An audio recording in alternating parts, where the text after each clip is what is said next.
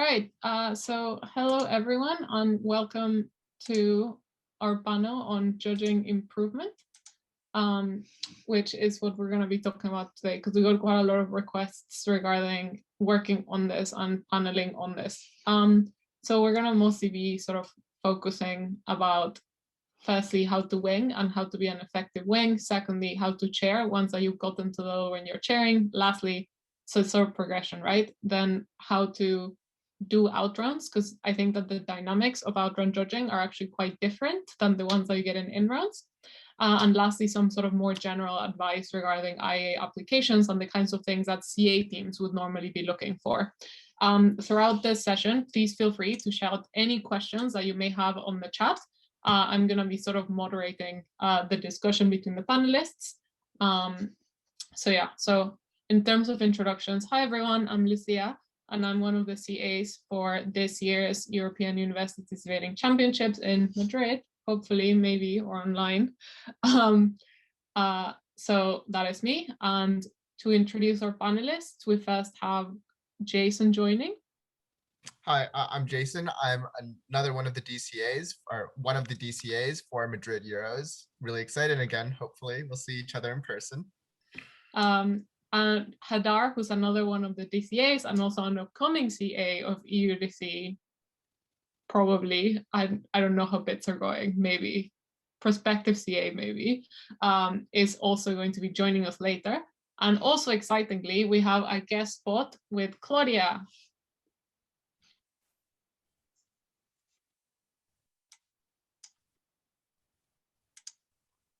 Oh no, has Claudia I think it might be internet, yeah. Oh well, we have a guest spot with Claudia who will hopefully, Oh yeah, there we go. Yeah, I will turn off my camera for a second because my connection is unstable, but I hope you can hear me. Yeah, that's perfect. Okay. Yeah. So hi everyone, I'm Claudia, I'm US UDC upcoming DCA, and I'm also judging way too much everywhere. So you probably know me. So I hope I will be capable to share some knowledge, insights, and something which I gain and learn from other people from offline and online era. Yay. Cool. So then starting right off into the first topic of discussion, which is how to be an effective wing, because I think that this is quite important because the vast majority of the time when you're starting out judging, you're not starting out by chairing. You're actually starting out as a wing, and then you either continue as a wing throughout the whole tournament and then also in outrounds, or you get eventually promoted, but you ultimately will always start as a wing. So let's see, Jason, what are some things that you think or that you look for in terms of wings being effective that would make you kind of give good feedback to the CAs or call out as like, please keep an eye on this person for the break? There are two really key things that I think a good wing needs to possess. The first thing is strong prioritization. So knowing what is valuable to talk about and being able to keep a terse contribution. Obviously, it's not just good to have a short contribution if you don't add value to it. But the point here is you want to find short, incisive pieces of insight or short summaries as to why you think the comparison between two teams leans the way it does, and just go for the big aspects. Don't bog down with small minor points. There just isn't enough time in discussion. So that's the first thing. Make sure that you are concise and that you hit the most important things in comparing two teams or whatever the chair is asking you to do at that point. The second thing that I think is really useful about a very strong wing is if that wing is able to be collaborative in the sense of trying to work together with the chair to come to a good call. Obviously, this means that when you have your own opinions, you should stand by them and defend them. But there's also a point at which you should probably understand that the conversation might need to move on if the discussion has gone on for long enough. And ideally, the chair should be the one who's guiding that along and leading that. But in some cases where a chair might be more hesitant, you might need to have a little bit more awareness of how much time you need to spend on certain issues or on certain comparisons in order to still get a good discussion on the rest of the call as well. Yeah, I think that a thing that you mentioned I find particularly important as well, which is also an awareness of timing. I think one of the most frustrating things is when you accidentally spend too much time on a comparison that is quite obvious, like why the first over the fourth beats that particular comparison. So I think being a good wing involves party having appropriate time allocation to how much time you spend on comparisons. So first versus fourth comparison, if the chair asks you to give that, probably doesn't require as much detail as 2-3 that the panel is kind of split on. So definitely agree with the incisive contribution. So Claudia, do you look for similar things in terms of what you look for when people are winging? So I think this one, and I don't want to repeat because I agree with everything. I think there are also a couple other things. The first thing, it's sometimes people are switching the formats and they are not usually starting judging in BP. So sometimes they have the first experience when they need to compare 4 teams. And people sometimes are very trying to prove themselves by speaking a lot, by like elaborating on one clash, by trying to like, can I respond to this person? Can I be like leading in the panel, especially when they feel like they need to compete with the other people. And sometimes this is not something which is expected from you to do, especially when the panel should reflect the different opinions or also should like contrast some potential bias which people might have. So sometimes it's important to listen to the first person and then also to not repeat or like trying to rephrase what the other person said, but add something new or like gave the new angle or like gave some sort of new reasoning. And I think sometimes people in the first place, they feel maybe, I don't know, offended a bit, or maybe they just don't want to be trainees or like panelists because they think they can do better. And they're just trying too hard to prove themselves in like a 3 minutes, which sometimes it's problematic because that's also a bit destructive for the chair, especially when there's more than one panelist. So what I'm looking, it's also, are the people willing to listen and are the people willing to be persuaded not only by their own views, but also giving the respect to people who also listen to similar debate, which I think is extremely important. And also, allow people to manage panel on time, do all of the comparisons. And this is also something which addressed to what Jason said. Sometimes you have a 1.5 minutes to speak and you need to be precise. When I was at my first Euros and I was paneling Dan Lahab in 5 people panel, and then it's very strict to 15 minutes and 6 comparisons, you have no way to speak longer than a minute. And from you, how you will be speaking. If you will repeat the previous person, it's bad, even if this is correct thing, right? Because you waste the time because you're doing the same which the person who it's aiming to efficiency was doing. But second of all, like, I think being honest in your panels. So when you are EFL judge or ESL and you are judging people with very strong accent, which you are not familiar with, or if your connection broke for a second or like 30 seconds, and you are afraid to admit this or something, that will be reflected because you will miss something and people didn't know what is your problem, for example. So I think it's good when you have doubts about your call or when you are aware that you didn't understand something, it's okay to say, can you please help me because maybe I misunderstood this point, or maybe you just judged similar debate yesterday and maybe you just had impression and you just added some sort of things, or like maybe you just personally very attached to one side of the motion. So just give the hint to the judge what motivated your decision or what is your doubt. So when is the tipping point when you will be persuaded? So just formulate your thoughts clearly. So people will not waste their times trying to convince you that, for example, closing government had extension over opening government, when your problem is maybe they didn't respond to the argument which you thought from opposition was particularly strong. So I think the clarity, communication, and honesty, it's also something which is not very intuitive in the panel, and it's potentially perceived by wings as a weakness, but this is something which you will not escape, and this is something which will be reflected in the way how you will be justifying your decisions. So it's better to come from the starting point and being like, this is what I did well, this is how I understood this point, here I would like to listen to you or like talk to you, because then also it's a much better atmosphere and that's also efficient. So I would add this to the being panelist. I think that the last thing that you mentioned is actually super important. I think a lot of people go into winging thinking that they need to have the correct call, and if they don't, then oftentimes people panic, and you can sometimes even see it in your panelists' faces, that if like everyone in the panel has a different call and it's super wild, everyone's like freaking out about the fact that they didn't get it right.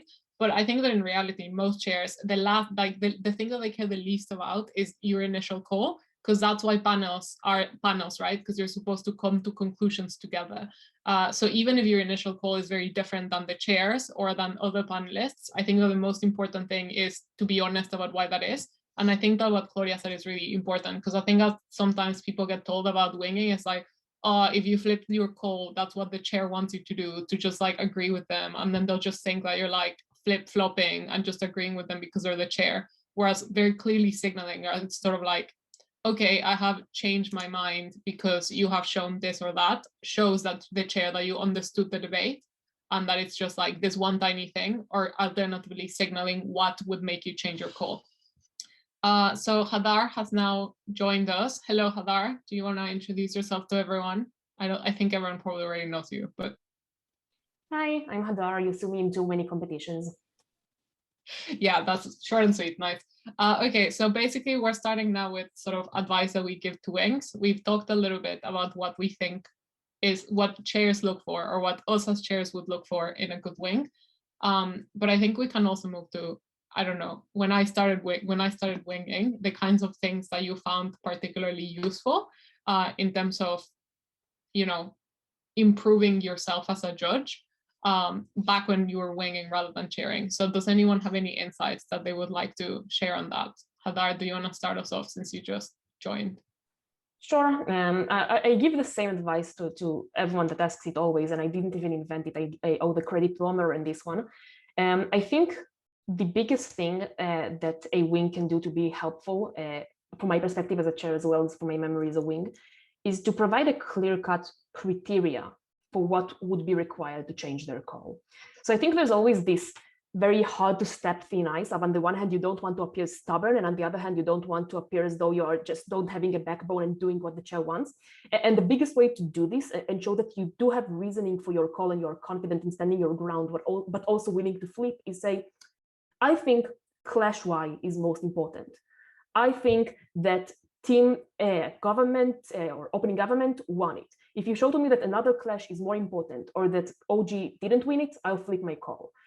And that actually both shows that you have valid reasonings and are willing to flip, as well as just makes discussion much more efficient because now the chair knows what they need to persuade you on.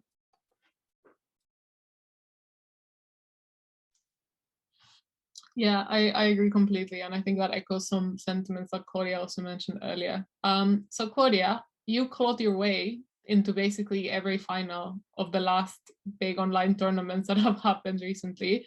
But back in the olden days when you were winging, what are particular things that you found useful to do as a wing to like improve your judging? I think it's a couple of things. The first one is always ask your chairs for feedback, but like not ask the chair being like, how I did, and chair can respond, oh, you did well. It's like, in which area I can improve, or like, do you think that this, or like just chat after the round, what was the insight? So for example, if I paneled you, I think, in Rotterdam, after the round, we weren't from the room and we were chatting about the round, Lucia, right? Or like when I was paneling Lucy at Euros after the round, we were like, here are the extra thoughts which I have. What do you think about that? Especially because when you were paneling and when you were speaking for 3 minutes, sometimes you didn't discuss all of the angles, right? And then during the discussion after the round, person might be like, oh no, I actually don't think that that was that important. Or maybe I think that this part actually was quite derivative. And I think discussing this gave the people who are who usually didn't have ability to talk with the people who are super experienced because they didn't know them, or like there's like not opportunity to use this like walking distance or like waiting in the breakout room or like just chatting on Discord or something to get some more from the round which just happened, because it's fresh, B, because you have like ability to get information from someone more experienced on the same ground when you were both focused and had tracking the same debate. I think second of all, it's just not watching the outruns if you are not breaking, or like talking to people who are in the panel, or like writing the notes from your own debate and then checking how that reflected the call, or like talking with the speakers in the round and also experiencing what they saw from the inside about their opponents.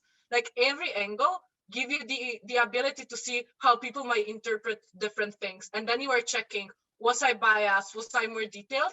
those are the things which you can do by using yourself and like the capital of people around you and trying to like use the moment. But I think besides that, it's just making very detailed notes in the beginning.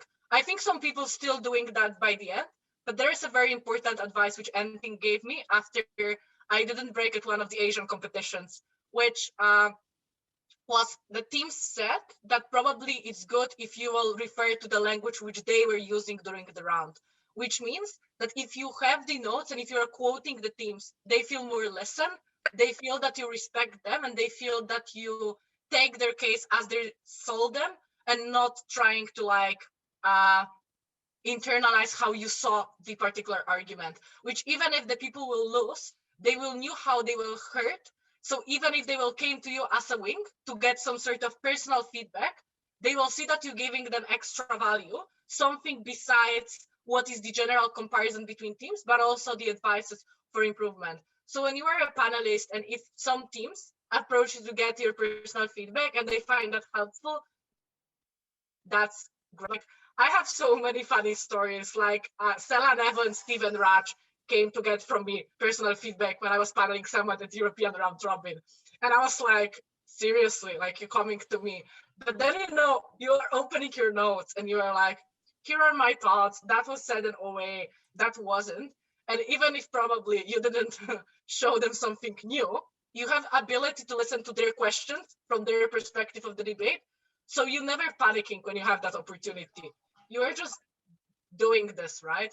So I think that's few advices, which I would say use the opportunity which you have by paneling with some people or by being in particular spaces and just talk to people, because I think it's extremely helpful, especially when like you are coming from different circuit and you usually maybe didn't have a chance to know them that well.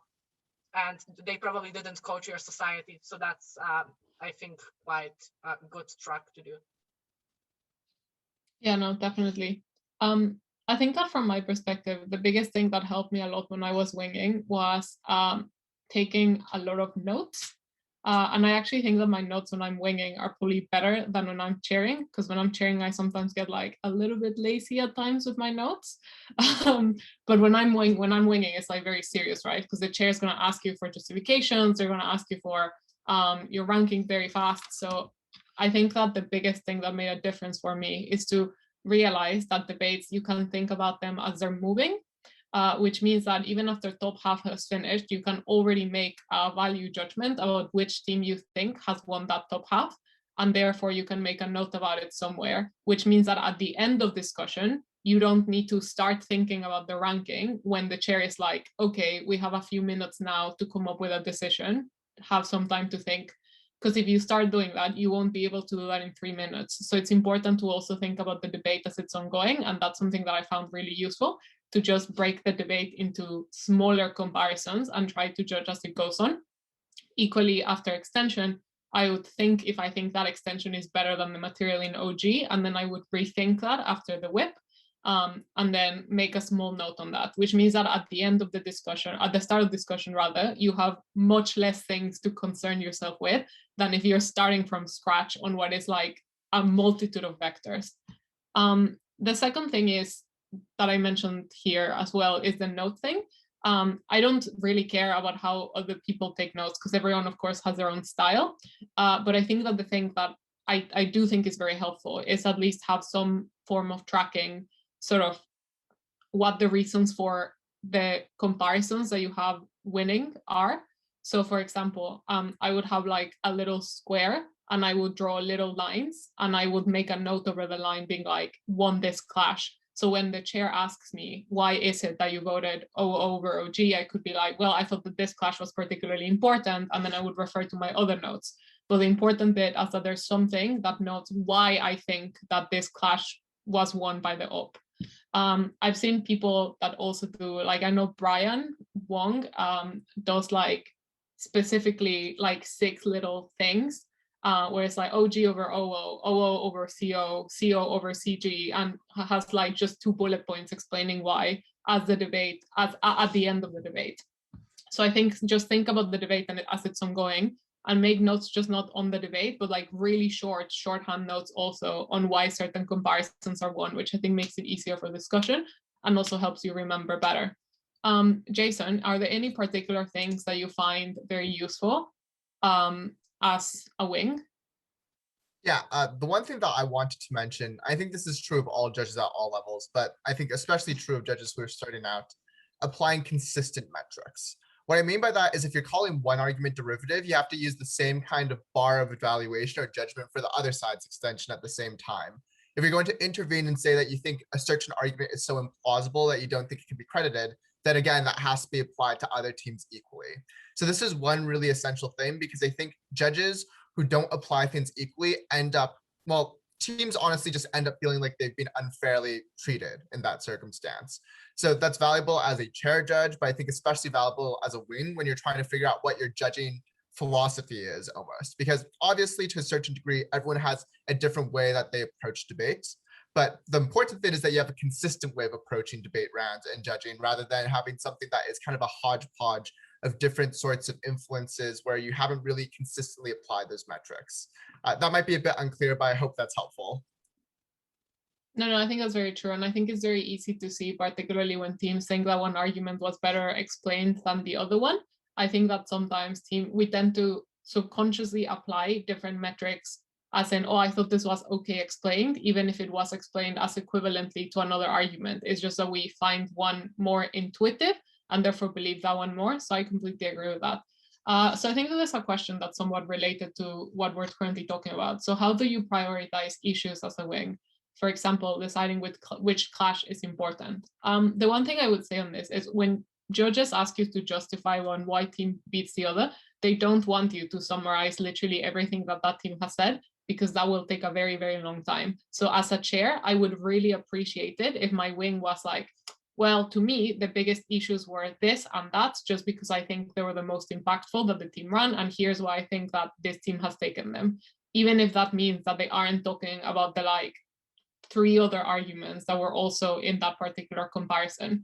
I think it's fine to just explain the biggest clashes that made you decide, and then have like a really quick 1-sentence explanation of why you prioritize those clashes. If there is then a discussion about why those clashes are the most important ones, because maybe the chair is like, oh yeah, like I do think they won that clash, but to me another one was more important, then that discussion will happen after.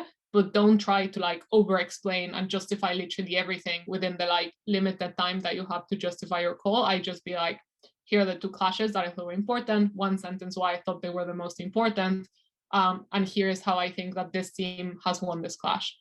Hadar, do you have any thoughts on this particular question, like regarding prioritization of issues as a wing?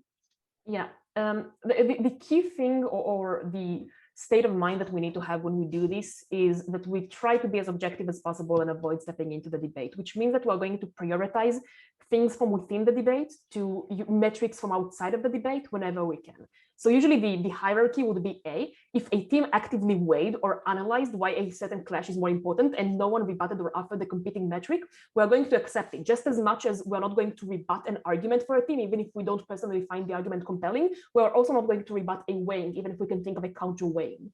The second thing is if teams don't weigh, because too often they don't, we're going to look for implicit weighings. That is, in their cases, teams will often concede what is the metric that is more important to them. You're going to see that both top half teams or whatever are going to be in level of agreement on what they find more important given from their analysis. If none of this happens, the next priority would be to prioritize based on things that we can afford to be objective about as judges. So not questions such as what do we think is more important, but rather meta debate questions like what was better analyzed or what was better impacted.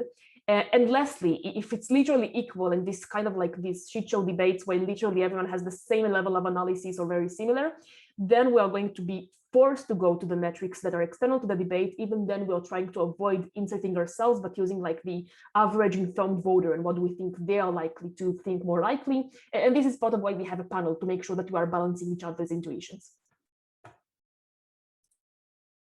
Okay, so I think we can move on then to the second question, which is sort of... I have just one thing to go add for it. to this. Just to simplify what Hadar said when you were starting and you were asked for the clashes, I think something which all teams spend a lot of time talking about and they prioritize in their speeches. And they were like, this is the most important in the debate. It's something which you need to somehow mention in your deliberation, neither why you don't think that that was important and why probably that was like off clash, or why some teams were, for example, not engaging in this, or why you think this is the most important metric and like which teams did that, just to ensure that you are not intervening from the outside. Even if you don't think that this clash was important, if 4 teams agreed and accepted that they need to deliver like each speaker 3 minutes of their time, they probably admitted that they want to be judged somehow by this metric to some extent. So I think this is also the intuitive trick that if people are talking, especially in messy debates, when you literally have like a very close call, when everything it's like neither unrebutted or neither underanalyzed, it's a good starting point to look what teams prioritize, because then they will be not mad at the feedback because they expect to hear the evaluation of this clash, especially when that was a huge part of their speech. So I just wanted to add this one point. Yeah, definitely. So to move on to then the next bit is, okay, so you've done all of these things and you have been deemed by the chairs and the adjudicators of the tournament that you are fit to be a chair. One of the problems that I sometimes observe as a CA is that people get really excellent feedback as wings, but then they dip a little bit when they start chairing, which I think is quite common because the skills for being a good judge can be universal, but the skills for being a good chair and a good wing are actually quite different. And it's something that I think we sometimes kind of like push judges off into the deep end without them having the actual potential to sort of test those things. So I think that there's 2 main things that I would identify as issues that occur when you start chairing. And one is panel management. And the second one is giving an OA, which I think is quite important. So I think just to start us off, so Jason, what are your thoughts in terms of panel management, and what advice would you give to people that are starting out chairing and want to get better at like that particular skill? Great. So I think that there are different approaches to panel management. So what I'm going to talk about are the baseline things I think almost all chairs should do, and some of the variances that you might see between different chairs and how they can manage it effectively. I'll try and be concise as well. So in terms of the first thing, I think one of the most essential things is for you to be able to direct the conversation properly. That is, I think, the bare minimum that you need to have as a chair. So this means that after you hear all the different comparisons made all the different calls at the beginning of adjudication, you're able to identify which clashes do you want to focus on, and you need to direct the panel to discussing those sorts of issues. So you need to be able to direct that conversation just so that you can have that flow, and you need to be able to decide when you need to call a vote on a particular comparison.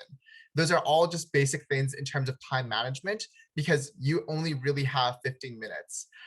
Ideally, you would have a lot more time than that, but in reality, you're actually only going to get about 10 or 11 minutes to even discuss the call, maybe 12 minutes, because you have to do speaks at the end as well. So you have to be efficient. You have to be able to direct the panel, talk about certain issues, and move on when necessary.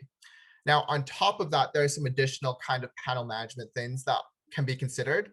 So for instance, one thing is just in terms of how authoritarian the chair is. I think this is really up to different judges and different chairs.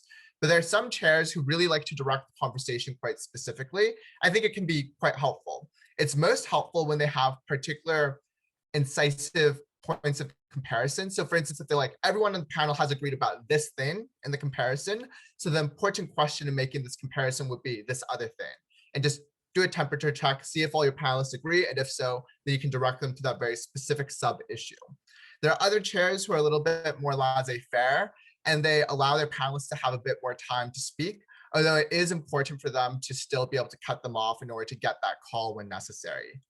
I think I personally tend to prefer the more authoritarian chair, not like shutting everyone down, but being able to direct people in a way that is more constructive and can focus their attention on core contentions and core issues. But I can understand the value of being a little bit more laissez-faire, and I just want to, kind of give those options to chairs. So that's the short summary of my thoughts on panel management. Yeah, I think that both of those are true. I think it's good that actually you have a panel on this, because I think that probably all of us have quite different styles in the way that we chair. And I do think that, or at least one of the aspects I really enjoyed about winging was that I could get to see how different chairs did their thing, because it is just so different. It's quite fun. Yeah, so Hadar, what are your thoughts in regards to panel management? Like, what tips would you give to people that are starting out? So as an authoritarian chair, I think there are a couple of things that are worthwhile noting. Firstly is in regards to confidence, which I think is the biggest barrier to starting chairs in actually managing a panel and stuff. And I often hear people ask, how do I not come off as rude when I cut someone off? And usually the best method is use someone else as an excuse. You don't need to say that you're doing it for yourself. I'm sorry, I'd love to hear more, but I really want to hear the other wing. I'm sorry, but I'm really pressured by time because of the competition, and we need to move on. And I think being able to put it on external factors often lets people feel more confident in doing those stuff. But just also remember in terms of like moral perspective and such, because it is easy to feel bad about making people stop talking. Your obligation is first and foremost to the teams. If because of lack of time, you're going to not be able to discuss contentious, important decisions, you're going to make a decision that will actively harm teams more than the active harm to a panelist that will be able to speak a bit less. So I think these are perspectives that often help remember how to be more assertive in panel management. I think then the second thing that I would say in terms of the how and what I would direct is I usually advise asking concrete specific questions as opposed to broad things such as, why do you think team A won team B? So panelists often don't yet have a lot of experience in being able to criticize what they think is more important. So if you're able to ask concrete questions such as, what would convince you otherwise? What do you think is the biggest clash on the top half? What do you think are the specific new mechanisms that closing brought that make their extension sufficient?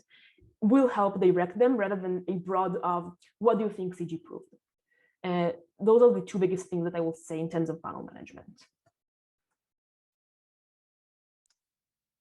Claudia, do you have any additions to this? Do you also consider yourself an authoritarian chair like Jason and Hadar?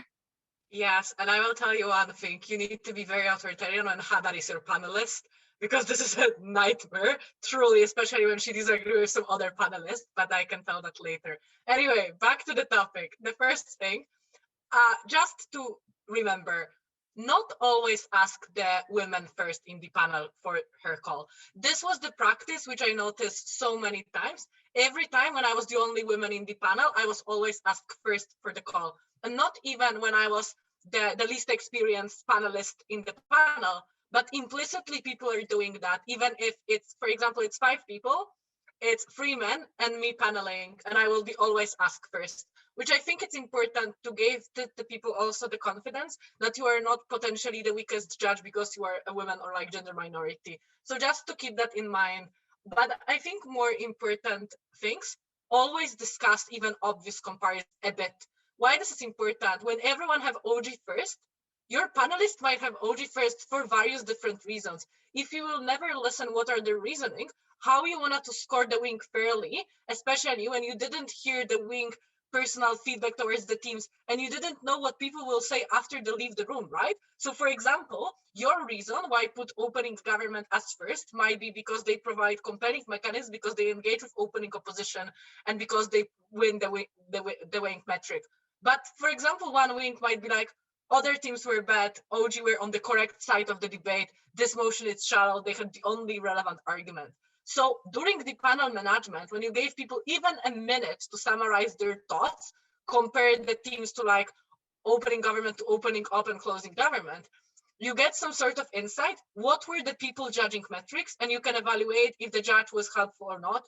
Worst case scenario, if they are very wrong, you can correct them during the discussion and they will learn something and they will not go out of the room with making the same mistake. So I think this is very important to give all of the teams fair shot. Second of all, I fully agree with Hadar to going into specific questions. But thirdly, let wings respond to each other, especially when they disagree, because you will have the 10 or 15 minutes to give your OA, so you will fully comprehensively still provide what are your insight of the debate. If you see that one panelist is capable to be concise and convince the other panelist, you don't need to make your own monologue, and you can give and check people and listen what are the other thoughts, especially when you are giving the panel experience, panel decision to the people, you are not speaking only for yourself, because you are responsible for 3 or 5 people who were there with you. So it's important to say, for example, during your OA,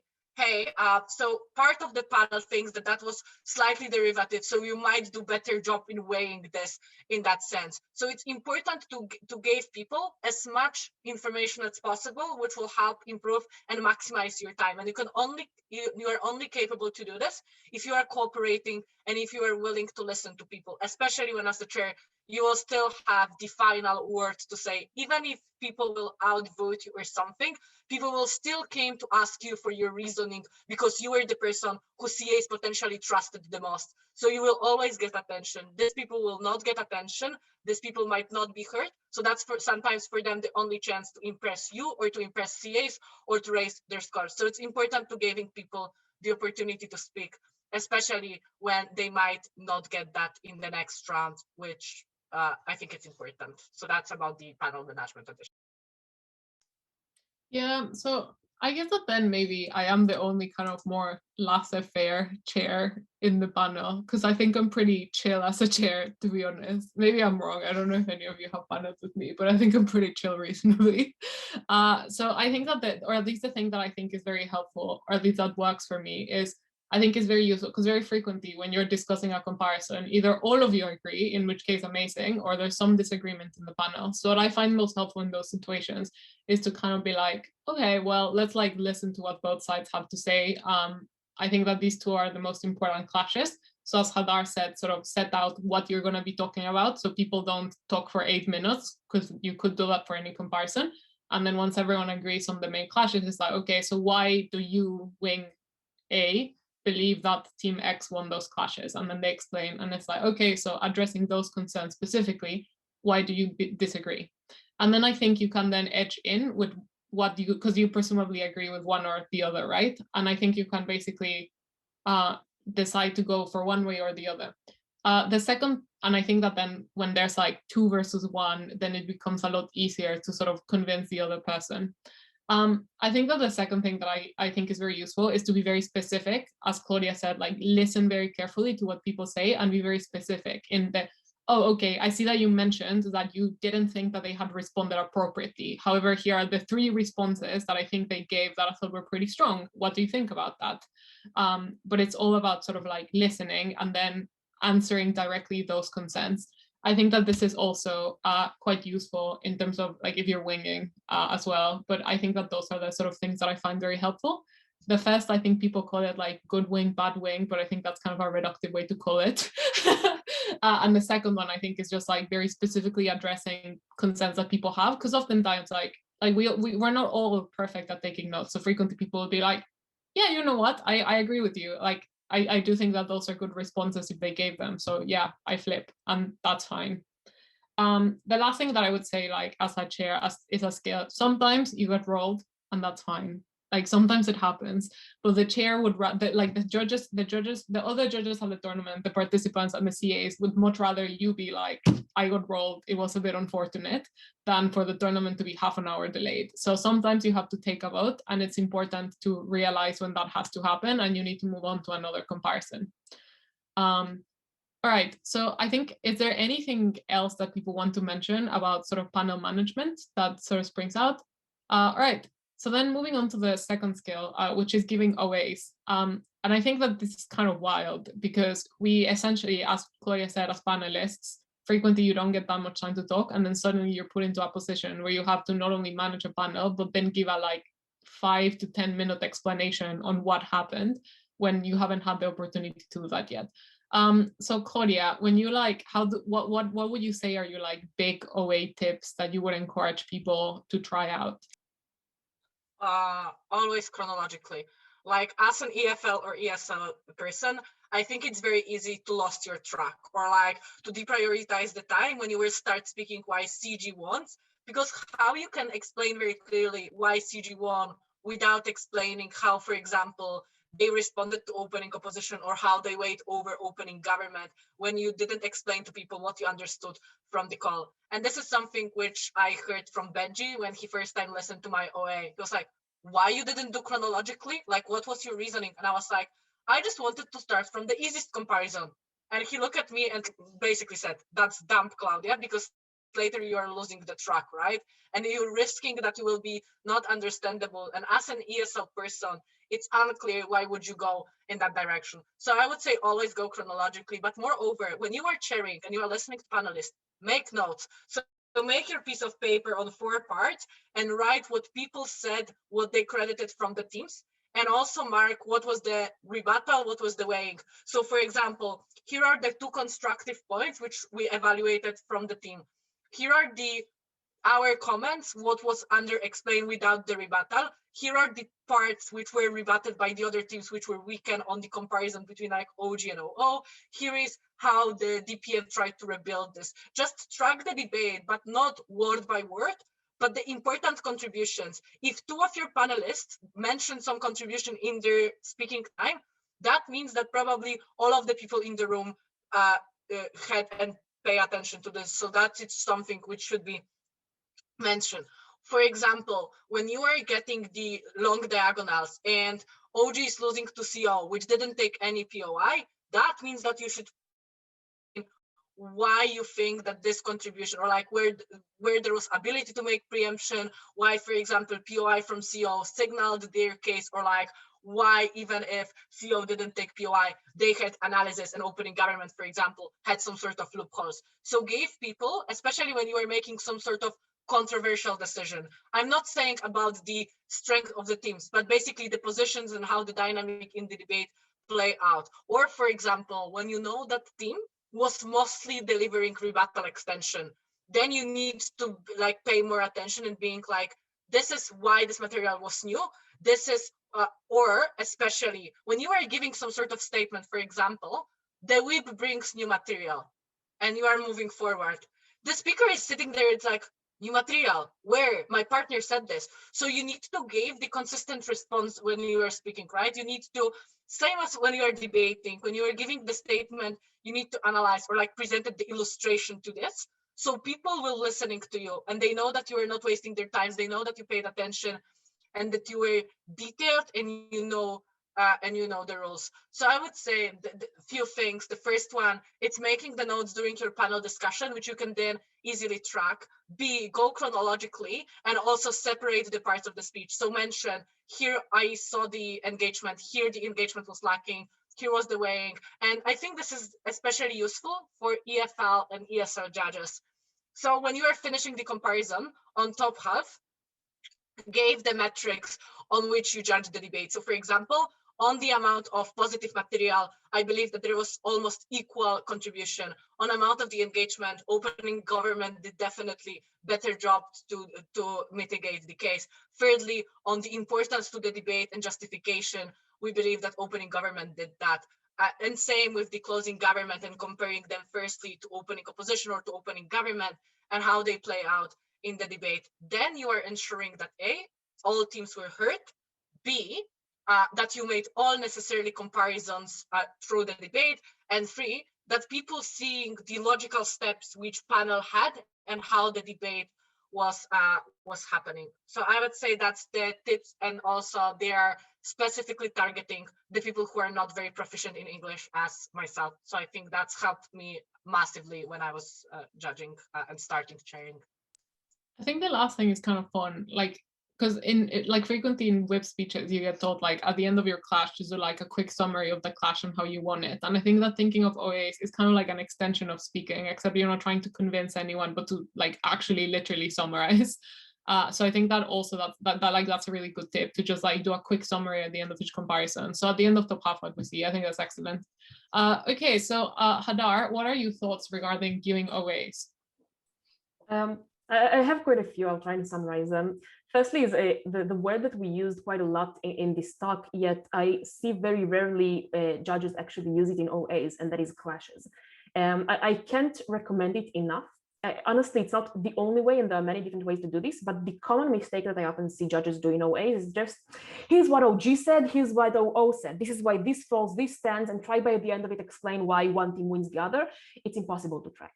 The most important thing in OA is for teams to be able to follow your structure, especially as Claudia mentioned for ESL speakers.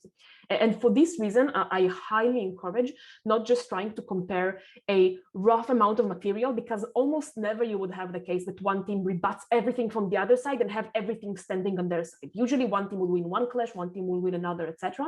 And in order to show why still, despite both teams having some material standing, one wins over the other, you would want to probably use clashes or some other form of a clear structure for your OA. The second thing that I will say here is concretization, which is obviously a thin line. You don't want to go into extreme detail to the level of, repeating what speakers said, because then you would have 1 hour OA. However, the biggest thing that I notice generally speakers tend to thank judges for, this is also from my perspective as a CA that I see in feedbacks, is when they feel that they are not listened to, when the judge doesn't engage some of the material that they've said, etc. So I think here the important thing to note is if you think a certain point is unimportant by the end of this, explicitly say so and say why. I see sometimes judges do the meta in their heads and say like, I'm going to discuss the big point from CG, I'm not going to discuss the small points. And CG would ask themselves, but why? I made these points for a reason. So you have to address those and explain why you think they're not standing. Secondly, while you don't have to go into the analysis in all cases, usually the places where you want to be concrete are when a team rebutted or attempted to rebut another team and failed, and then you want to explain why the attempt failed and point out at specific mechanisms that remain standing, not just say the rebuttal was dismissive, why it's dismissive, what are the mechanisms that are unanswered. Secondly, in analysis extensions, this is usually the case. If you want to say an analysis was better, saying the analysis was better says nothing. Teams don't know why the analysis was better. It sounds like an intuition. So you usually want to flag out specifically what was better. This is the link that was filled in. These are the new mechanisms. This is why these mechanisms are better. And the last thing is just as a heuristic, usually the material that is going to be most important to teams for you to engage is going to come in A, weighings, and B, POIs. The reason for the latter is because teams actively try to word their POIs to be very cost efficient in words, because 15 seconds as opposed to their speeches where they blabber. So usually these are the points where they say the things that are very important to them and you want to actively engage them. Yeah, no, I think that's all very, very true. Jason, last one down the line. Also, just like a general straw poll before we go to Jason, do you all do chronological OAs? Yeah, I also do chronological OAs. But so yeah, okay. So yeah, I would guess then that's the main recommendation from this panel in terms of structure of format. Jason, what are your thoughts regarding OAs? Like when you start out, how do you improve, etc.? Yeah, absolutely. So this is going to be partially echoing and expanding upon some of the things already said, just because obviously most of it has been covered with those very insightful answers. But there are a couple of things I just want to mention. The first thing is, I think it's best to always explicitly compare every single team, especially with chronological, just makes sense. So if you're able to not just say why the first beats the second beats the third beats the fourth, but rather OG beats OO. This is how CG and OG and OO all have different interactions. Being able to be specific about each of those pairwise comparisons will be really useful. And it'll just, again, ensure that teams feel heard, as Hadar was talking about, and ensuring that they feel as if they've actually been accurately compared against all the other teams, rather than a dismissive, quick impression of what their case is. The second thing to add on is just in terms of how I sometimes denote what I think is important or isn't important. So just building off of Hadar's comment in terms of teams feeling heard. Oftentimes at the very top of a team, when I start discussing them, I might note the things I didn't credit and why I didn't credit them. So for instance, if it's like they didn't fully analyze the argument, and that is a main central pillar, then I might point out this is one of the reasons why we didn't credit it, so I'm not going to include it in the comparison. Now, sometimes it gets a bit trickier. Sometimes, for instance, it's rebuttal. And it only really logically makes sense that you talk about that when you're talking about it in relation to the argument that was being rebutted. But as much as possible, I try to just deal with all those small things at the very top and just quickly summarize why I didn't credit certain things if I can. It might not always be feasible in terms of time, but oftentimes it is actually quite possible to just do that quick one-line summary for each of the big things you aren't crediting at the very top. So that might be a useful format that works for you when you have those sorts of contentious splits, or when there are a lot of things that you ended up discounting for whatever reason. Yeah, thank you, Jason. The last thing that I would say, and this is not a common to noise, but I think that much in the way that we frequently try and practice our speeches by looking at how other good speakers structure theirs, I think that a really useful thing is to also look at chairs and how they structure their OAs. Obviously, kind of difficult to do if you're a speaker and you're like worrying about speaker things. But I think if you're a wing, it's a really good opportunity to, instead of just be like, okay, I'm gonna just like unplug my headphones and just or like plug in my headphones and go to the kitchen while the judge gives the OA and make myself some food, to like very actively be listening and being like, okay, how did the chair structure their OAs? How can I imitate this? Would I have done it in the same way? And again, as I said, I think it's very interesting to observe the deliberation style of a lot of chairs because everyone has a different one. But I also think it's interesting to observe their OA style because much like speaking, everyone has a different one. So yeah. Also, I think the last thing is, second last thing, I guess, but last thing actually this time, is I think just be confident. One of the bigger issues I had when I was starting out was that I felt a little bit scared when I was giving feedback or when I was giving OAs, but the chairs have put you there the CAs have put you there for a reason. So they believe that you can chair that room. They believe that you have the capacity to give a good call and also to justify that call when asked for more information. So yeah, you are entitled to feel like you have a good OA and that you can deliver that OA. All right. I guess then the next thing is what happens then, like you've broken, what happens then in outround panels? Because I think this is sometimes a little bit weird. I will say that CAs normally try to put experienced people in the chair, or alternatively, when they are not very experienced people, and it's rather about giving opportunities to new individuals, very frequently they will try to make that a reasonably stable panel. Equally, they won't give you to manage like insanely strong personalities if you're a new chair, because I think that sometimes happens in outrounds that people are very like, I have broken, that means that I am a good judge, and they're sometimes a bit less willing to dialogue. So I do think it's a bit different to handle outround panels. So let's see, Jason, I'm going to pick on you again. Do you have any particular thoughts about how to sort of be in outrounds panels? Because I think they are quite different than in rounds. Yeah, one of the things that I would highlight is just in terms of what you're looking for. So as a chair, usually what you're looking for are 2 in, you're not looking for a precise ranking. And that's true of the wins as well, which means that your approach to the discussion and deliberation will actually be quite different. For instance, in lots of outround panels, you might have a team that just ends up being compared to 2 other teams.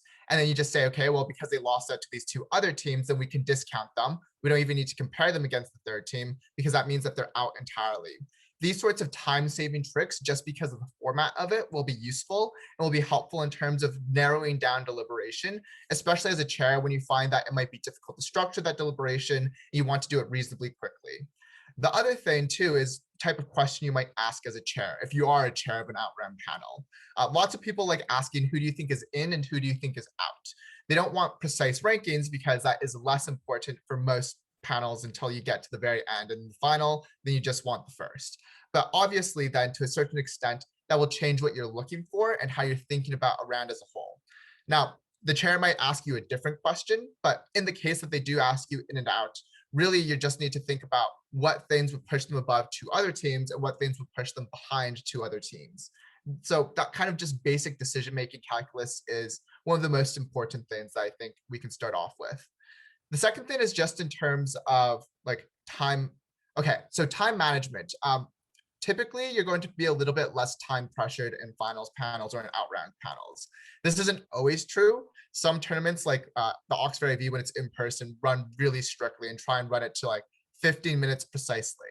But most of the time, depending on the competition, you'll have slightly more leeway when you have an outround, which means that, again, you can change your approach and even your discussion as a chair or as a panelist. You might be a little bit more thorough than you otherwise would not be.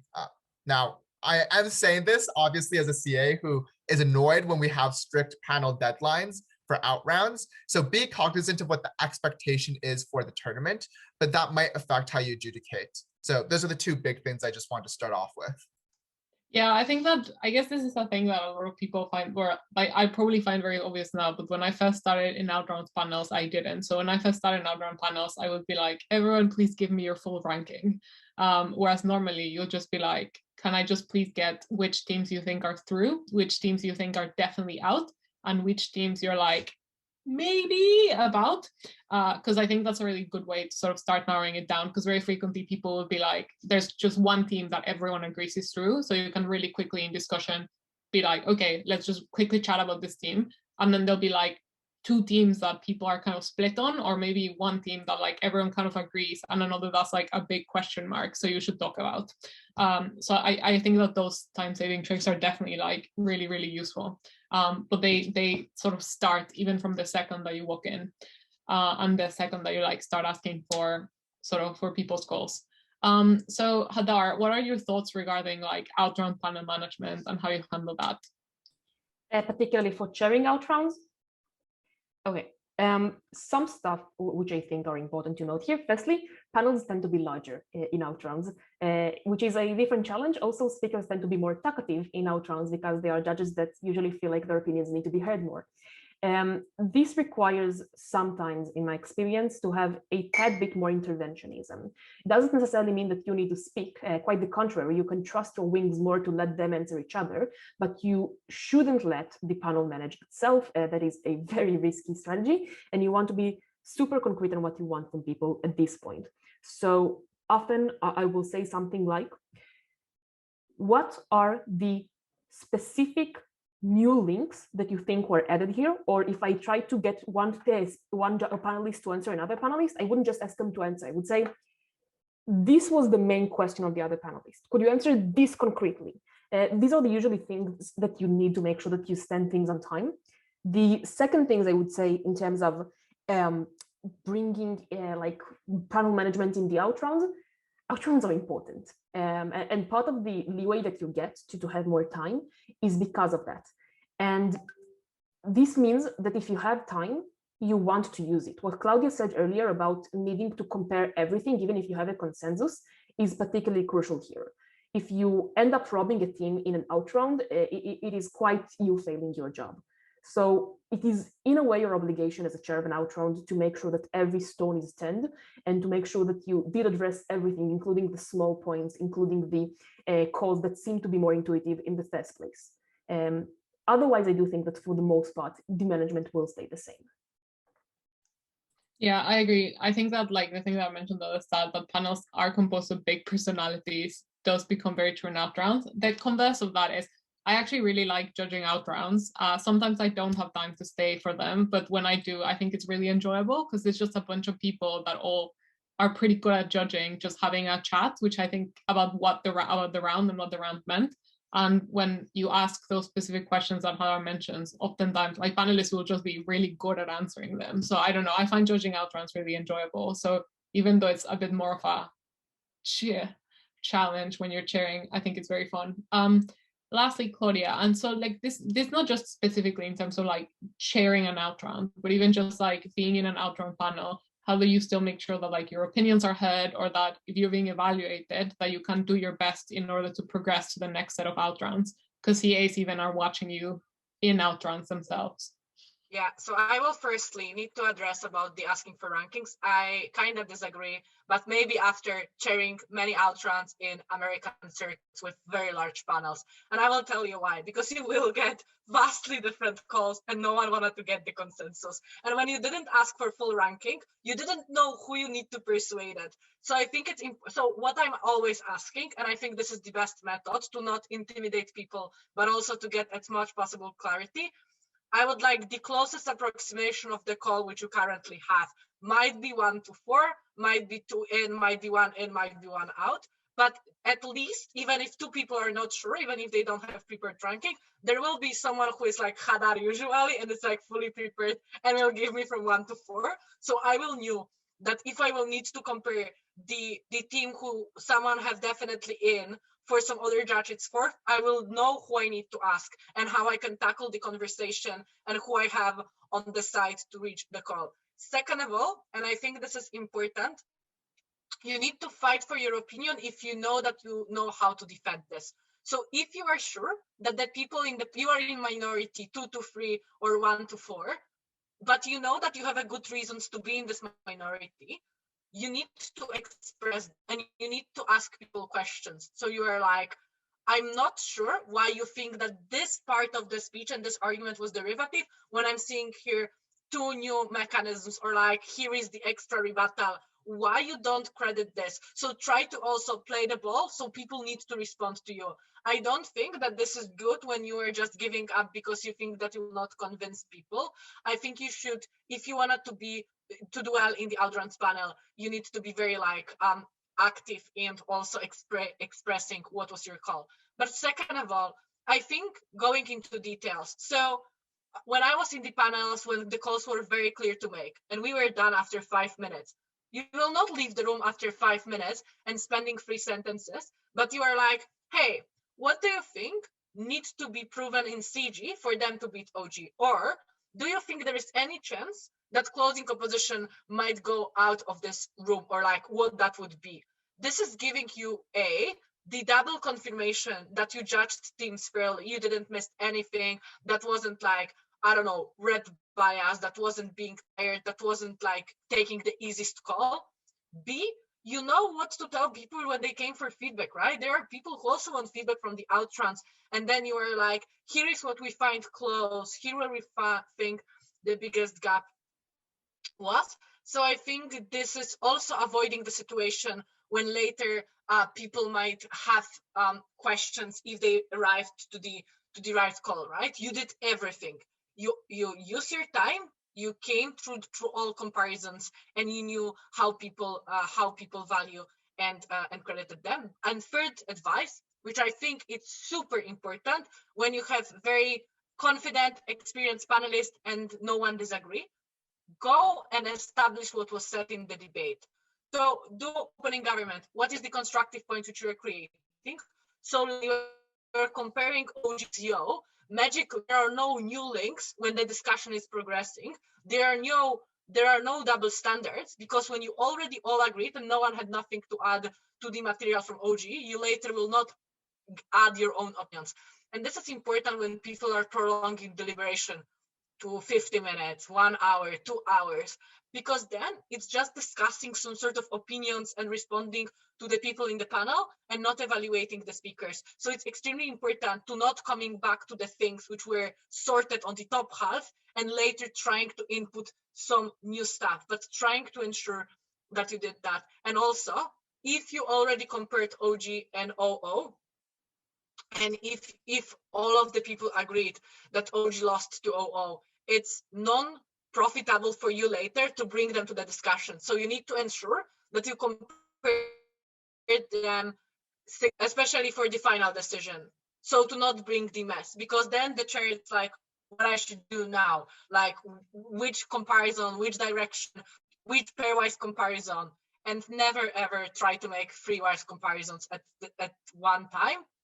Just try to sort one thing, because this is how the mess is created, how the multiple splits and why people becoming angry and like not effective Altrans performance. So yeah, I think that's so great. So the last thing that we're going to talk about, and I just want to mention this very briefly because I'm aware that people need to leave, but also because I think that there's already some existing resources on this. Because I think Enting and Nick wrote a guide about how to best submit your or advice generally for wings that I think includes a pretty thorough section on how to like submit CEBs and apply for IA apps. It's just sort of how do you apply to get an IA position or to get some funding. I would really quickly just say 3 things. Firstly is that in terms of the actual application, I think that you want to be basically you want to follow instructions to the dot. So if they ask for 5 achievements, please only submit 5. And the section that says anything else is not a way for you to insert more achievements or link us a Google Doc with your CV. Obviously, they're not gonna, it's basically if you do it, CAs have to look through many applications. So they do it 5 because they want the 5 most important ones, but also for time reasons. So it is just a way to get CAs instantly annoyed at you. which obviously doesn't mean that you're a worse judge, but it does mean that they're more annoyed at you, which you don't want. The second thing that I would say is also you want to probably submit your achievements in a particular kind of format, unless you like, I don't know, if you like judge a world's final, then that's fine. Just like write that in whatever format you want. But I think for most of us, like we have some achievements at different regions, and particularly for global competitions, it's important to have some sort of format. So I think it's useful to add some level of comparison, like how many rooms did the tournament have? Or alternatively, because obviously different regions have different size tournaments, to be like a quick explanation of what this tournament means. So for example, when I was a little bit unfamiliar with the American circuit, I didn't realize that like NAUDC and US UDC were like quite different. Obviously now I know, but Archie had to like talk me through to be like, okay, here are the differences. Here's what one or the other means. So I think just adding like, this is a premier regional in my region or something like that would be very helpful as well. The last thing that I would say is in terms of asking for funding, I think there's just two things that you need to do here. One is you want to be honest, because if you want to be honest about how much money you will actually judge for. So don't try and go over too much just because you think you'll get it, but also don't go for 0 if they're going to offer you a position and then you will pull out, because that will also be not very nice for other judges that didn't get money because you did. So be very honest about how much you want, but second, also be kind of fair. Like sometimes competitions just don't have that much IA funding, or sometimes they think that other judges deserve it more than you, and that's fine. I've gotten less funding than other people before, and I've also gotten more than more people before, and I've also judged for free before, and everyone has.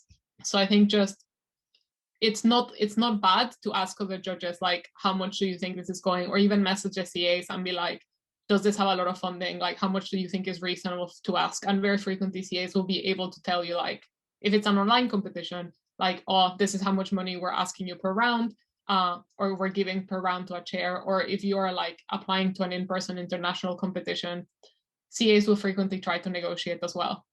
So I think obviously be very honest, but also don't be afraid to negotiate. Like when the CAs say like, this is how much money we're offering you, you are allowed to ask for more. You're also allowed to see if it's possible. So I think it's very sensible to be like, I'm okay with doing this, but like, would it be possible to do it for a bit more? And CAs will very frequently agree to negotiate. And if they don't, then you ask yourself the actual, okay, is this how much money I'm willing to judge for? But like, don't be afraid to talk back. A lot of people reject offers, or at least for WUDC when we did it for IA ships, a lot of people rejected the offer, even though we would have probably been willing to give them more. It's just that it's a negotiation, right? Hadar, do you have any particular thoughts regarding how people submit applications or how people apply?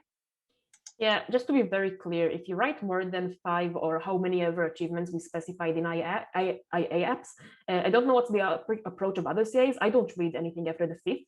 I think it's a fairness thing. If you submitted more when other people actually followed the rules, I'm not penalizing them and giving you the benefit of more information, which means that you just lose the benefit of being able to prioritize the achievements which are most important to you. The second thing is, do prioritize the achievements which are most important, like even in the order between the 5, first needs to be more important than the 5th. And then the one last thing I will say, don't lie. I've seen it recently. I don't know why. Maybe it's because in online era, it becomes easier for people to imagine that CAs don't know tournaments across the world. It is extremely easy to check if you didn't break in a tournament. Not only will we not take you, we will tell other CAs, and you're probably not going to get funding not only for this tournament, but for others as well. Jason, any thoughts on this, on when you're evaluating IA apps? I'll be completely honest. I think that you and Hadar did an excellent job of summarizing that, so I don't really have anything more to add. It's very chill. So I guess then the last thing is, do any of you have any like closing remarks that you'd like to sort of share, miscellaneous tips in terms of judging? Also, if anyone has any questions, feel free to ask before we conclude in the chat or unmuting yourselves. I have a lot about IA apps actually. Go, Claudia. Go. Hey, so do not lie when I'm in the CA team, because I have access to all tabs and I'm actually checking it. So I think it's extremely dumb move to judge 2 competitions when I'm seeing one of them, or to not show up for my competition and saying that you are busy or you have assignment, and I'm seeing you in the tab of the other competition which my other friend had at CAing. Like, you know, we are talking. So it's just important because later I just don't trust you. And like, I will, if I have make a choice, you will be not the one invited. But on the more serious note, this is important for people who are applying and feeling dismissed or like, but they are not appreciated enough and valued. Firstly, when Oricon came to you and give you 300 euros and saying, our competitions have 12 rooms. Here is 300 euros. You need to cover chairs to all of these rooms. And you are like, oh, it's like 30 euros per chair. Then you are like trying to pull favors, asking people to come to judge. But also these people expect from you quality, same as teams who signed up. And when you know that you will have N1 role, so you will have 2 institutional judges per room, you know that that will be not solo chairing. You know that this is a BP format.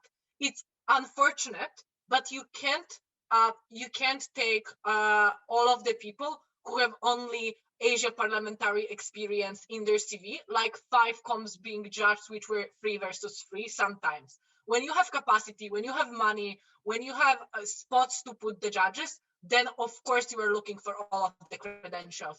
But sometimes you need to make hard decisions, and this is what you need to prioritize. If people chaired the outruns at the competition when they had 5 people panels, when there were like 20 or 40 rooms, you know that probably they were competing with the other judges for the spot, which their feedback average was probably around 8, which means that from the 5 rounds or 3 judges they potentially judged, lots of people can confirm that people were there. But second of all, you also know that they showed up to some competitions. When I'm seeing in the IA application, I was invited, appreciated, whatever adjudicator, that have zero indication if you ever showed up to the competition. It's not even if you broke, but being invited. It's like, okay, so you got the offer. And then I'm checking the tab and you are not there. And I'm like, so what's happened? Or people writing, I broke at 13 competitions. What competitions? Like, you can't be lazy when you are filling the apps and then blaming the CAs that they are not appreciating you, not approaching you, and not asking for the details. I know that sometimes the CAs are fucking up when they are like checking apps in the rush or something, but it's not like we are always having the bad intentions and we like are dismissive towards some people. Or also, and this is important, many people starting judging sometimes some rounds for free or some rounds for lower amount of money. It's not like you become the chair of the finals out of nowhere because you were amazing speaker. Even now, people who have very good speaking CV are not chairing at the competitions because there is like relative and how much experience you have and how well you performed. So it's not granted. And I think you also need to consider that there are other people who might be qualified. And it's not like, oh, these people were accepted. I'm not. I will be angry. I will never show up to the seats. I even don't respond that I'm not taking this offer. Let them think that I will show up and then magically didn't be there. So this is lots of the approach which I saw about people what people expect from the apps. And I think this is some reality, which is unfortunately sad, but this is something which people need to deal with. And as much as you will be honest, and also if sometimes you will accept the unpaid spot, but maybe you will break because people will also see you there and you will have a chance to perform. That's also good. And sometimes it's worth to do so. Second of all, and I think this is about the competition per se, you can disappear when being allocated after the draw and never tell anyone, because I have also the blacklist in my head of people who did that, who delay the competitions. This is same when teams pulling out, but judges are more important because I'm personally responsible for them. And if the debate is delayed 10 minutes because I need to jump from the other room when I'm paneling and checking the chair for the outround, and I need to go to the room because judge didn't show up, and top half have extra 10 minutes of prep, how I can justify look at the team and being closing government and being like, oh yeah, that will be fair competition. I'm sorry, my judge just decided that they will disappear. And I know that people are like, but I have emergency power outage and everything. That's fine and that's understandable, but we know that people are abusing this and people are jumping or like, oh, this competition is delayed, then bye, I'm going there. Or like, I'm just tired. Or like, I'll just sit out this round. And I'm like, oh, great. You will sit out this round. And what I will do when I have like 40 rooms to put the chairs and I don't know what to do. So I think people should have some more, some more. Oh yeah, I'm sometimes showing to Hadar. And if Hadar know, then you have a problem because we also telling Jessica, and then we are covering the whole world. So you might have a problem. That's a joke, right? But actually no. So please don't do this, and please be mindful, and please be fair, and please also respect the job of the people, and that we are really, really trying, and we are also reading all of these apps. I know some of the people's CV and applications in my memory. I even check and Google some of the competitions from the continents which I never attended. So I know that me and Hadar were Googling and checking with people when we were reviewing the applications for Astana Novice, texting, what was this competition? What format was that? And we did really a lot of job. Okay, I will stop because people will put some more stories about me and I don't want to be. Look, they're not war stories, but rest assured that every competition has either a Claudia, Hadar, or a Jessica in the ad score, so they will know. So yeah, don't do that. It's not good practice. That was great, Claudia. Really enjoyed that. Okay, so then I think that that's the last of the things that we wanted to talk about. Thank you all so much for coming, to both to the panelists, thanks you all, and also to the participants. We'll be also uploading this recording later. But yeah, thank you so much, and see you I'm tomorrow. so sorry. Go for it. I have a question actually. Oh, go for it, yeah. So coming from like an Asian circuit, and I've been judging for a very short period of time, I don't know what the worth of judging looks like. So for example, if I'm judging nationals in Malaysia, that would be a 200 ringgit IA, which has been consistent. But when I transfer that to pounds, that's like 40 pounds. And I'm not too sure whether that's asking too much of a tournament like Dogsbridge or something like that. So how does currency exchange and knowing my value works in different circuits? Yeah, I think that's a good question. I think that the main thing that I would say is like, the problem with asking with too much money sometimes is that CA teams will look at your application and be, okay, I would give this applicant X amount of money, but I just do not, that is way less than the minimum that they asked for. So I'm just not going to offer them anything. I think that the main thing is just, you can definitely add this kind of things in your application. So I think, for example, in that particular currency conversion for Dogsbridge, you could just be like, this is the amount of money that I would like.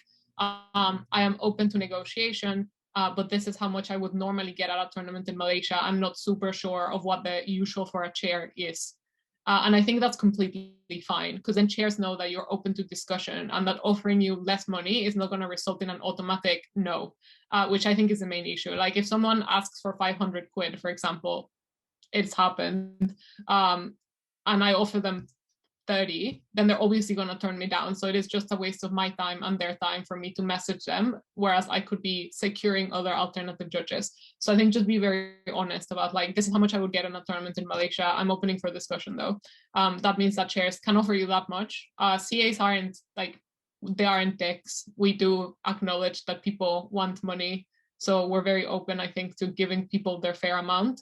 But if they have a little bit less, then they're still willing to ask you. So I think that's my main advice for that. I don't know if anyone else has anything that they like to shout out in terms of like currency conversion and international fees. Yeah, I guess the other thing is just like, you can also just add the tournament organizers. Dogsbridge in particular, Matthew has a lot of free time, so he will reply to you if you ask him about, and he also cares a lot about his judging pool. So if you ask him, like PM him on Facebook being like, hey, is this like an appropriate amount to ask? How much are you offering per chair for Dogsbridge? He'll usually tell you some sort of like rude joke, but the second thing that he says will probably be like more approximating to the truth. So you can frequently just ask if you know any other friends who's applying, or alternatively, if you know the organizers, or even just message a CA. Like I sometimes get messages about tournaments that I'm CAing being like, hey, like, how's the judging pool? Is this an appropriate amount to ask? And I could just very honestly be like, we do not have any money. Or alternatively, just like, yeah, that's fine. So I think any of those can also work, even if you like don't know them that well. I do prefer it personally when people have like very go straight for the kill questions. I don't like it when we start like chit-chatting. I think it's good to just be very direct with what you want. Also, if you look for the group, the judge and IA sheep, so I'm always trying to encourage people to estimate how much funding they have. Sometimes you don't know, but sometimes you have very clear breakdown from the ORICOM. So for example, we can give maximum of 40, but then you need to know that probably the maximum of 40, it's literally, if the people are putting their maximum, that means that the budget is very, very strict. That probably the 40 will be for the strongest CV. So you probably try to realistically ask for like 30 in that case, because this is or like if you believe that your CV is the strongest, then ask for 40. But then also people will probably negotiate because they take care to get people. But try to read the communication, what is written, or like then comment to people, especially when they are posting the IA offers. I think it's in the best interest of our comment CAs to respond to you. So if you comment directly and tag the person who posted, they will give you the approximation. Or I think if I find the message, and because it's sometimes a lot about the debating things, I'm always responding. Like, here is our budget, we are tight, or like why I didn't get like 20 for USDC when like people were asking, and we were like, we had 200 qualified people. Sometimes we needed to break one subsidy for 2 subsidies to give, for example, someone else opportunity. So you will get the response, and we will probably be honest with you, but it's just like the matter of communication, and also knowing how to formulate the question and how to prepare the expectations. Some tournaments have lots of funding, and they're like, we will give you $30 per round. And some competitions are like, we have symbolic £20 because we are giving for charity, or because our union is taking the money, or this is the constitution, like whatever the reasons. But I just think it's easy to get this information if you will ask, and it's worth to ask and get the clarity. Yeah, I agree completely. I guess unless anyone has any other questions, the last thing that I would say is I am posting in the comments, and I also put it up on the Discord trainer questions. It's a link to the US UDC common judging mistakes that happen guide that Claudia and the rest of the US UDC AdCorp put together. I think is really good and very comprehensive. So I'm linking it there. I think that's also a useful resource to sort of like have a look at. Okay, unless anyone has any further questions. Oh, any tips to practice your OA? I think that's a good question. So the one thing that I would say is like, it's kind of hard to compare it directly to what other people have done, because a lot of OAs are not recorded. I think that there's some training insights that a bunch of internationals are trying to do to allow people to do it. But yeah, I think doing spars is the most useful thing to practice your OAs, because you're not practicing in a competition setting. I think the other thing is just like, this is kind of lame, but you can literally just watch a debate and then practice an OA. Also, just as a general reminder, you're allowed to ask feedback not only from your chairs, but also from the CAs. Like if you're chairing, what were the most common things that were said about me? They will have to anonymize this, but they can give you the common mistakes. Yeah, I think that frequently people don't realize that, but you can ask for feedback about yourself. Also, you can be very specific that you want it about OAs, because very frequently teams will leave details about it, like, solid OA, but like attributed too much weight to X, or didn't explain the weighing. The response to the question, which I think is now in the chat, of like, during spars what to focus on, would be the same response as what do you need to focus on when you're practicing speaking. It is part of your responsibility in your advancement in the career to follow what are your common mistakes and what you work on at any given moment. So if, for example, a data that you gathered from CAs is that often you're being told you're not specific or concrete enough, then try to work on concretization in a way. Or if often you've heard that you're not structured enough, work on being structured in a way. Try to identify what are the skills that you need to improve and focus on them during spars. To address Nicolas's question, how do you judge fast speakers without being lost in your note taking? I feel like it becomes difficult to fully comprehend or validate their material. I think this is true, and there's therefore 2 things that I would say.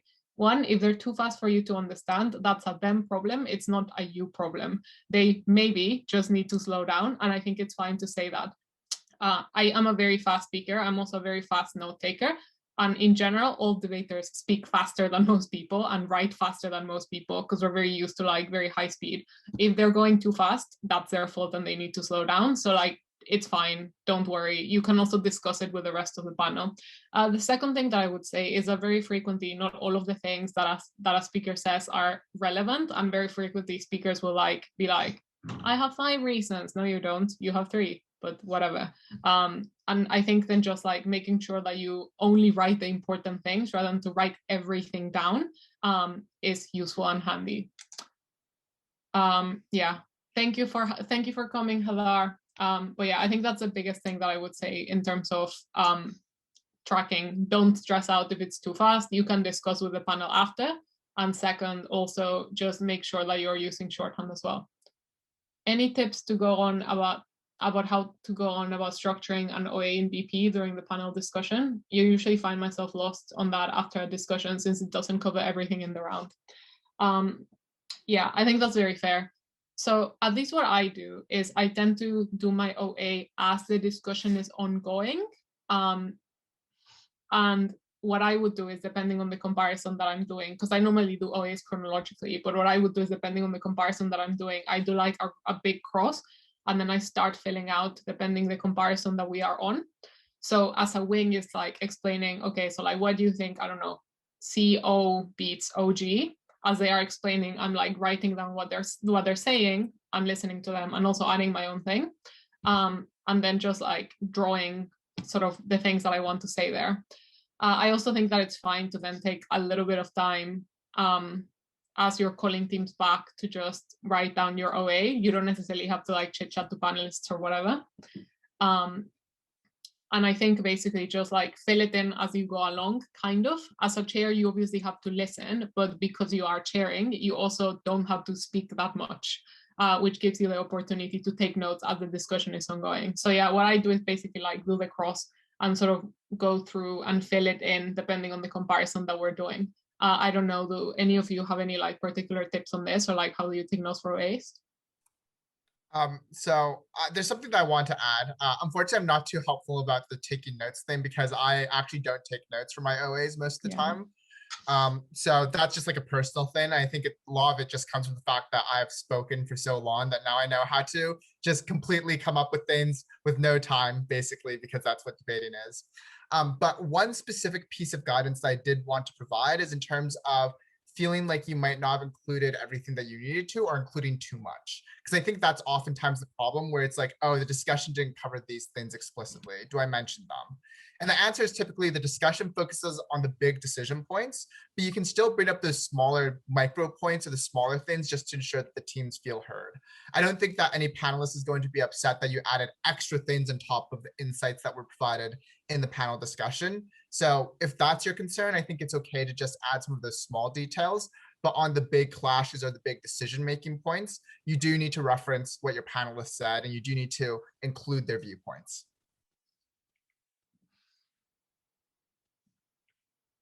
Yeah, agree.